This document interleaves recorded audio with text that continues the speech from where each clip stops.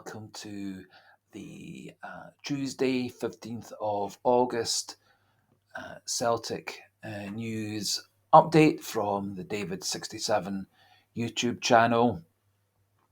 Just start off all these videos by just popping in the comment, please like and subscribe, please, if you can,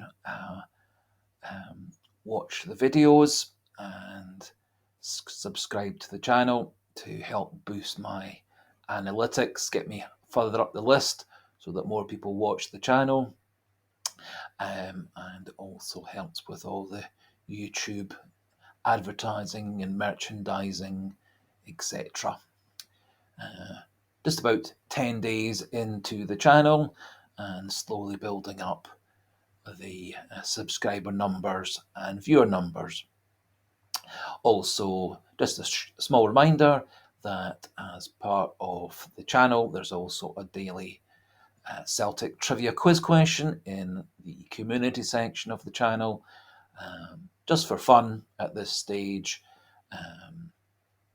But a lot of the questions are more geared towards older, longer standing Celtic fans like myself, who are a little bit underrepresented in terms of all the YouTube creators, many of whom are that bit older. Could be quite a pivotal day for Celtic today. Gustav Lagerbielke is flying in today for his medical. It would appear that all the details on his transfer from Elfsborg are set at the 40 million krona mark, which is a record for transfer from Elfsborg to any team. That equates to something in the region of 2.9 to 3 million pounds, depending on the exchange rate. He is 23 years old, and the contract is believed to be a 5-year contract. And so seems very much a player that Celtic are looking to have in their team for the next few years to become a key player for Celtic. And then similar maybe to Karl Starfelt, and who moved on to Celta Vigo at the same age, or potentially Cameron Carter-Vickers, maybe a player that we look to transfer to England, similar to Virgil van Dijk. Other breaking news overnight is that Celtic are very much in the transfer targeting stages for a young left back from France called Quentin Merlin. Celtic apparently have scouted him quite a number of times and have received very good reports of his all-round ability. There has been some contact between Celtic and his team FC Nantes, and a fee of around £7 million is thought to be the required transfer fee for negotiations to start. It's unclear as to whether Quentin Merlin would be looking to move away from FC Nantes to Celtic,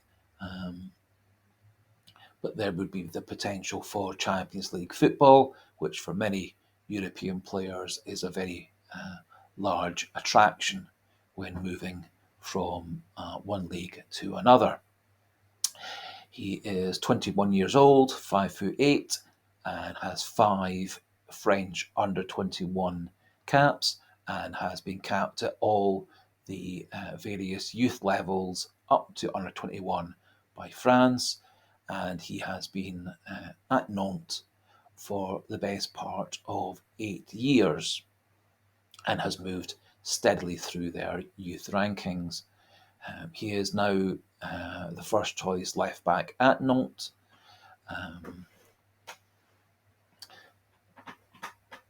And was recently listed on the UEFA 2023 Players to Watch list, which also includes Leal Abada, our wide right player. And similar lists also have had Odin Thiago home as again a player to watch in 2023-2024. And so he clearly is a player that is well respected and thought to have the potential to be a potential star or even superstar. I have watched a series of YouTube scouting videos for Quentin Merlin, and if I am able, I will add the links to those in the description section that goes with this video. Otherwise, if you want to watch the videos yourself, the YouTube channels are WIK7, SM95, and Giges. But I will try to put those links into the description section that goes with the video. He is, of all the players that I have watched scouting videos for in the 10 days or so of this channel, he is very much the best player that I have watched that is on Celtic scouting radar, and very much is up there with Gustav Lagerbielke, who also was very impressive in all the various YouTube videos and highlights sections of, in his case, Swedish League, but also in the case of Quentin Merlin, the League Un highlights. He has a lot of pace. He, despite the fact that he is 5'8", is very strong in the tackle. Has excellent anticipation, excellent quick reactions, great position sense, able to play on all positions up the left-hand side, left back, left midfield, left wing back, and even left winger, and so covers a couple of the positions said to be priorities for Brendan Rodgers. He is good at dead balls, and also very good at crossing in from wide, excellent long passing, appears to have very good team working skills, an intelligent looking player, and has very considerable power of shot as well. And one of the highlights included an excellent goal against Paris Saint-Germain, where he had a thunderbolt shot from the edge of the box high into the top right-hand corner.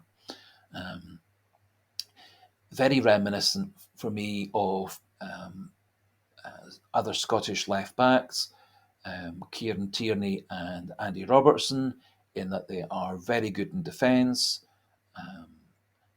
have the ability to link up and get down the left-hand side to the byline or crossing in, passing into the box.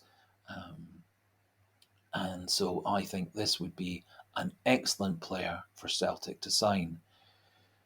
Transfer fee is said to be £7 million, which is slightly higher than his current market rating.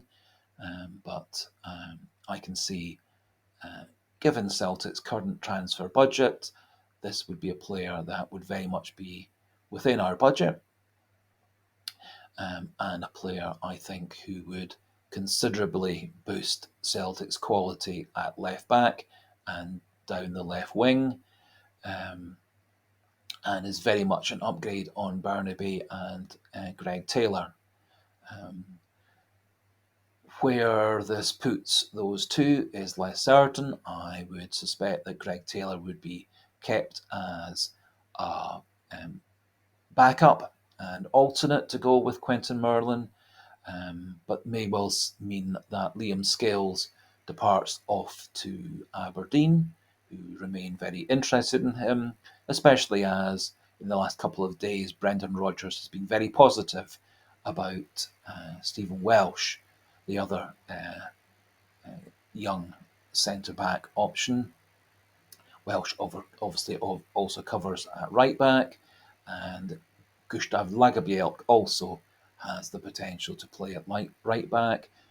And so this would give us several options to go with Anthony Ralston during the period that Alistair Johnson is unavailable. For any older Celtic fans, the other player that I thought Quentin Merlin was very reminiscent of was the Polish player Dariusz Dovczyk, for a run back in the 80s and 90s, who also had tremendous power of shot, good crosser, good dead ball player, good passer, and an intelligent left back who went from Celtic later to Reading.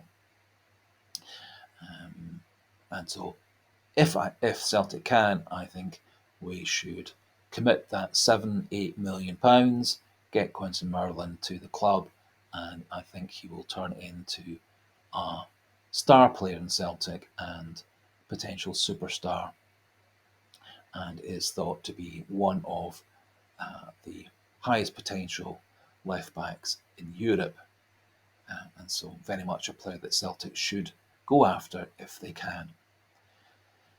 A couple of other wee bits of news bubbling under.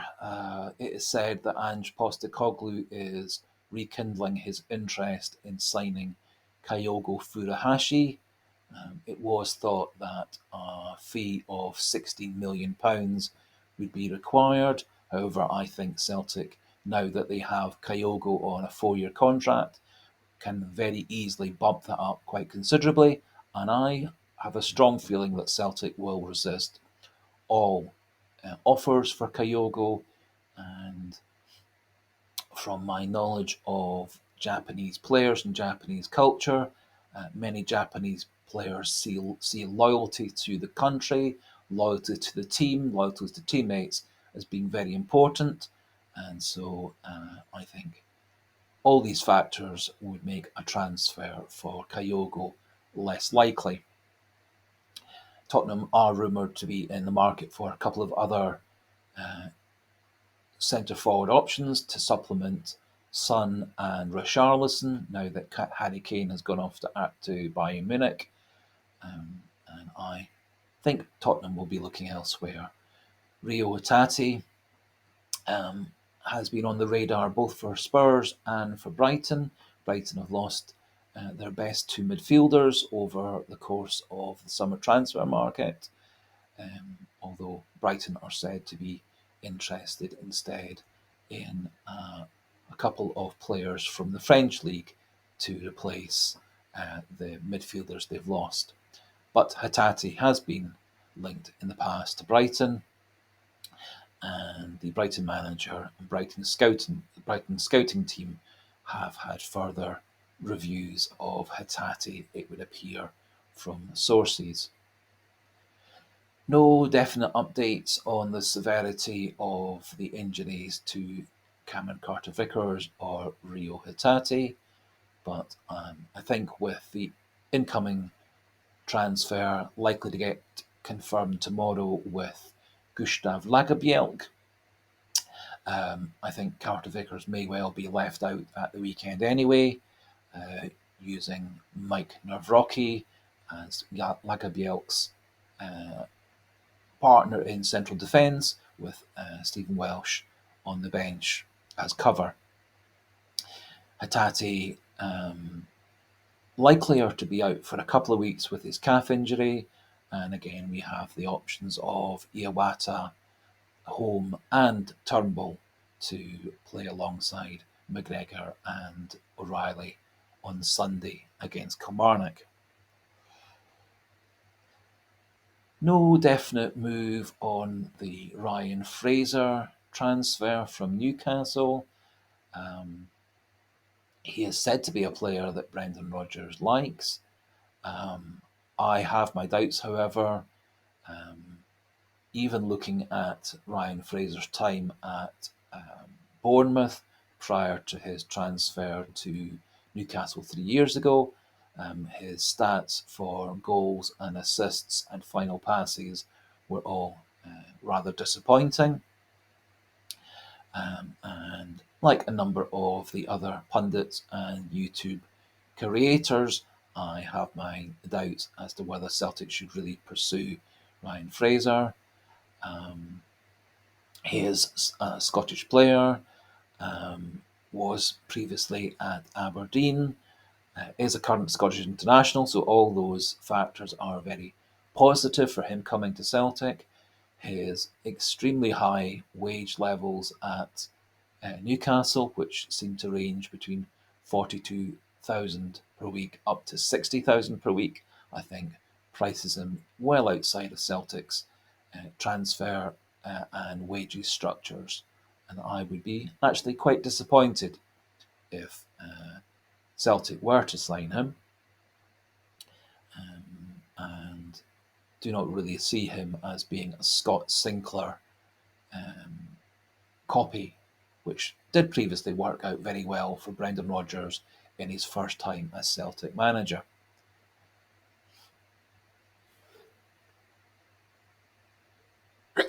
Oh, excuse me.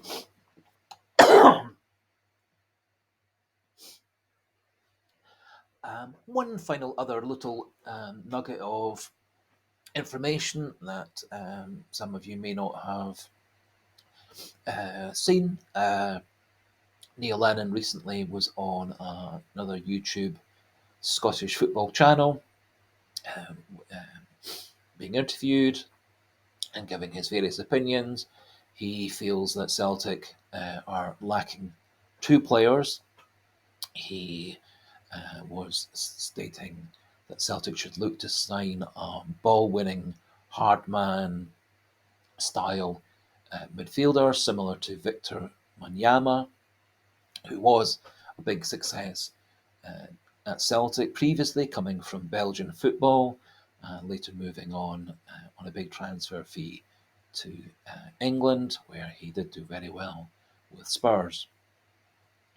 The other option he was looking for was a third striker to complement O and Kyogo, especially as Kyogo does have his recurring shoulder problem and has had a few lower leg injuries as well, and O currently is out on for 4 to 6 weeks with his calf injury, which would leave main backup being Dyson Maeda, or playing one of the other wide players such as Abada, Haksabanovic, Yang, Forrest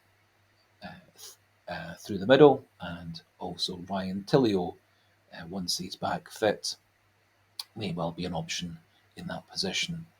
I do think a further striking option is good for Celtic, and maybe signing a young player from Scandinavia or Eastern Europe, such as Poland, etc., may well be a good option to develop them into becoming Celtic stars, or similarly trying to repeat the great success we had with Dembele and Odsonne Edouard, who both came to Celtic as young attacking forwards, and went on to superstardom elsewhere. So, thanks for listening today. Again, like and subscribe if you can, please, to boost my analytics and boost my channel. And also, there will be a Celtic trivia question in the community section later on today for your entertainment and to stimulate your brain and memory. Thanks again, and speak to you again tomorrow.